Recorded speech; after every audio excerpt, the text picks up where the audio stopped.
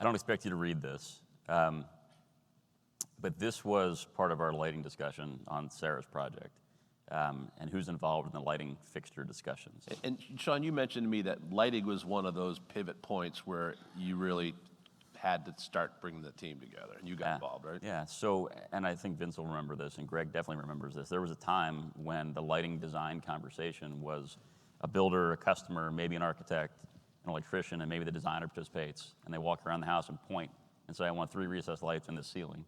And the electrician says, well, I think they should go here, and he nods their head and moves on to the next room. And that was a sophisticated lighting design, and your options for fixtures were 5-inch Juno or 6-inch Juno cans. That was it. We're not that way anymore, and we have all these things to consider: the size of the fixture, the shape of the fixture, the color temperature, and if it's adjustable or not, if it's a warm dim fixture, how it's going to be controlled, where the controls go. And these decisions have to be made by the design team and by the homeowner. And what happens is, on your project, we had an interior designer, we had a lighting showroom, we had me, we had an electrical contractor, which was also me, we have a builder, and we have Vince doing the base lighting design. So everybody sort of had a hand in it, hence all the check marks. And no one's really driving the bus except for you, and you're the one who's probably least interested in driving that bus because you just want someone to tell you what to do. So Vince, I mean, you can describe this as well as I can. Yeah, no, it was typically what happens in our firm is that when we're working on a new house, it has a designer associated with it. The designer will take over the decorative lighting specifications, will sit down with us and tell us where the decorative lighting might be. And then our firm is usually responsible for the architectural lighting, so the recessed lighting, any of the other linear systems that we're using. And so, excuse me, the difficulty right now is that the architectural lighting is getting so complicated, as you guys know, so difficult, so multifaceted, that the architects, builders, even the designers that know what they're doing with it are just getting left. You know, we can't keep up with that. And so our firm, you know, through Sarah's job and other ones prior to that, has really taken a concerted effort to find integrators and find a way of delivering what we need to deliver on the architectural side to support the designer and the decorative side, but to do it with somebody, frankly, who knows what the technology is doing.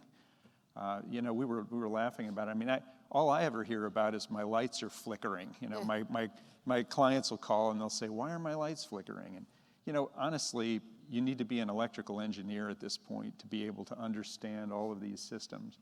So our part of it, what we're trying to do right now is find a way in our architectural firm where we can give the information to the client in the best way, and frankly, from people who know what they're talking about, not the architect who always claims to know what the right answers are, and sometimes not the designer either. Yeah. The drivers and the dimmers and the fixtures are so important to get right. And, you know, I spent a little time in the field, and the traditional lighting channel gets in the way because the designer comes up with a design, and then the builder puts it to the electricians goes to the rep plays funny games with the pricing, and then one electrician who thinks he's getting higher pricing may value engineer the design and lower the cost of one of the components, and that's when you get your flicker. So it really is a complicated thing, and about 40% now, I think, of integrators are in the lighting category, somewhere around there, maybe a little more. So it's yeah. And it's unfortunate because the integration world, I can't speak for everyone, but it's a difficult thing to understand. And I have the benefit of being an electrical contractor as well as an integrator, so I have probably more of a background in lighting than most integrators just getting into the business. Right. It's hard. I mean, it was hard before. It's really hard now, to your point. Yeah. And there's so much more that light fixtures can do. It's not just about getting light on the floor so you don't trip over the cat in the morning. It's about, you know, accenting architectural features and artwork and furnishings. And if it's not done right, it's a missed opportunity.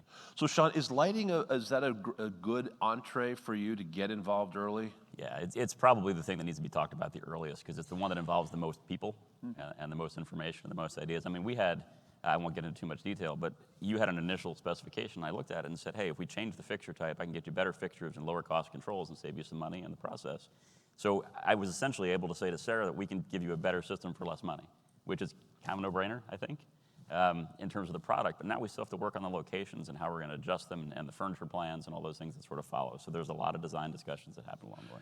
Now, I get the interior designer often helps select the decorative fixtures, right? Is there complexity if you're putting in either a fixed color light or an adjustable color light, and then you've got a decorative fixture with a different color light and a different way to dim? I know you're not going to choose the decorative, but where do you need to be to make sure that your controls and the light, color, temperature for architectural and decorative work? Well, like at the end of the day, I'm not going to be picking decorative No. fixtures. So if there's opportunities to change the light source on the fixture, I can have that conversation with the interior designer. And if not, the adjustable color fixtures, I can match the color of the decorative fixture if I want to. Got it. It's not always the ideal thing, but you can also, when you layer lighting in a design, right, you can take the decorative fixture either down or off, and then highlight and accent with the architectural Cool. fixtures. Okay. All right. Didn't know we were having a lighting design discussion. Yeah, no, it's good.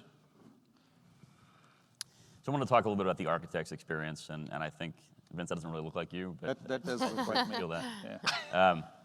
But you're the coordinator, you've got to pull all this together, and I think that, I think you already touched on some of these things, but I really wanted to point out how difficult your job is balancing this thing.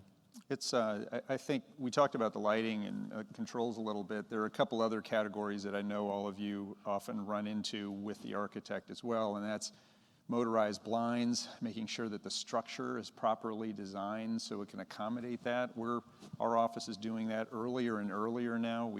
Once we get a schematic design done, we're immediately having a meeting with the structural engineer to make sure that all the framing plans will work with any potential tech that needs to happen for motorized blinds.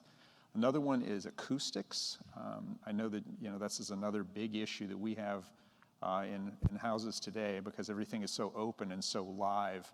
The problem, of course, is that we need to know where all of the loud sound sources are going to be because we may be insulating between walls, we may be insulating between floors, we may be doing extensive things to make sure that when the game is on downstairs, that somebody can still sleep up above.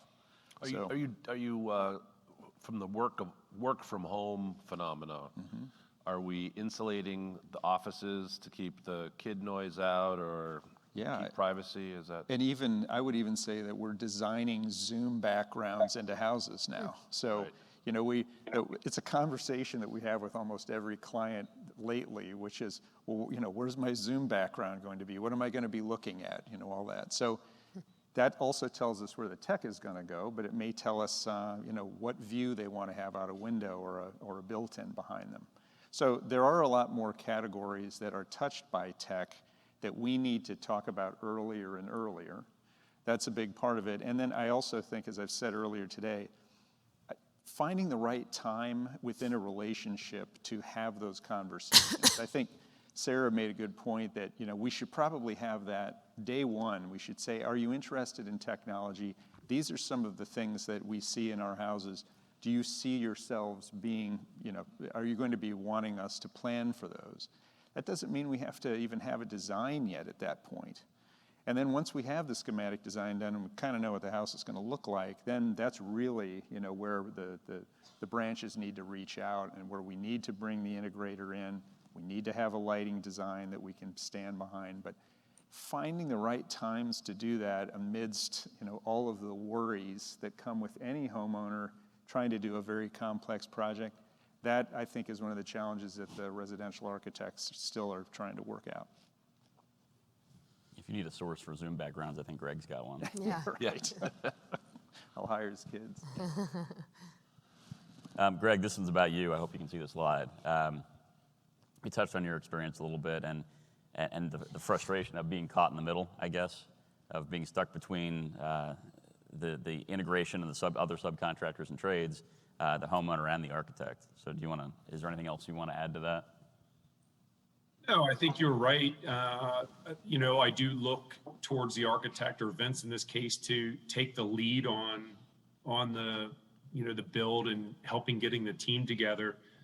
There's only so much we know about what the homeowner wants in the early stages, and